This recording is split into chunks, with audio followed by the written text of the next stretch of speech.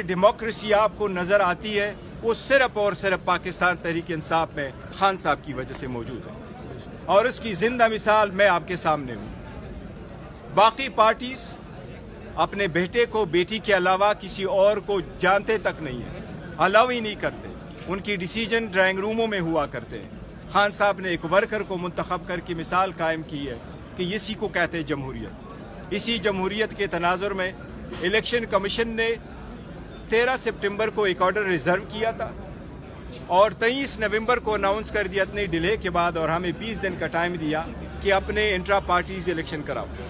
कानून और आईन के मुताबिक, हमारे पार्टी के कॉन्स्टिट्यूशन के मुताबिक और उसमें जो रूल्स बने थे उसके मुताबिक हमने free and fair and transparent election करवाए। पेशावर में प्रेस कॉन्फ्रेंस हुई, डेट हमने अनाउंस की, 2 तारीख को इलेक्शन होंगे। 28 तारीख को हमने इलेक्शन कमिश्नर को अपॉइंट किया, 29 तारीख को शेड्यूल अनाउंस किया। सारे पैनल हमारे पास 1 तारीख को आ गए।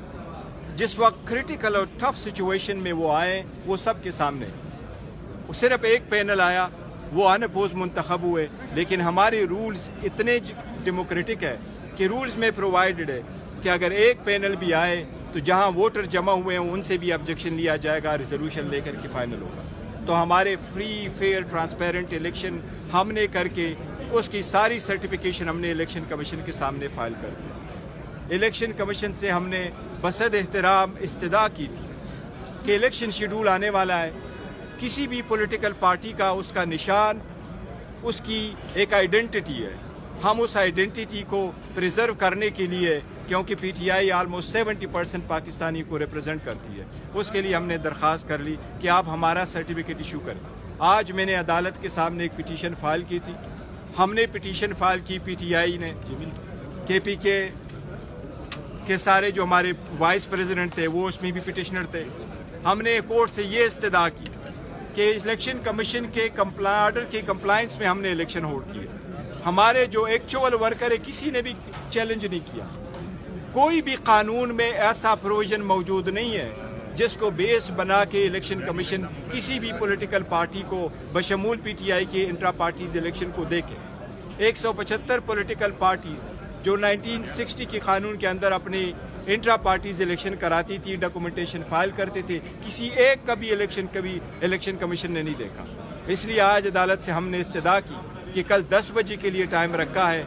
हमें खदशा है कि कोई एडवर्स ऑर्डर इलेक्शन कमीशन पास कर देगा, क्योंकि फॉरेन फंडिंग केस में भी एडवर्स ऑर्डर पास हुआ, कंटेम्प्ट के केस में भी एडवर्स ऑर्डर पास हुआ, जेल ट्रायल का भी ऑर्डर किया गया, रेफरेंस भी इंटरटेन किया गया, इवन तो शखाना कंप्लेंट भी फ्रिवलेसली और विदाउट ज्यूरिसडिक्शन फाइल किया गया, और हमारे इलेक्शन जो हुए थे उसको भी डिक्लेयर किया गया। So we could not take further risk. आज अल्हम्दुलिल्लाह अदालत ने इलेक्शन कमीशन को फाइनल एडवर्स ऑर्डर से रोका है।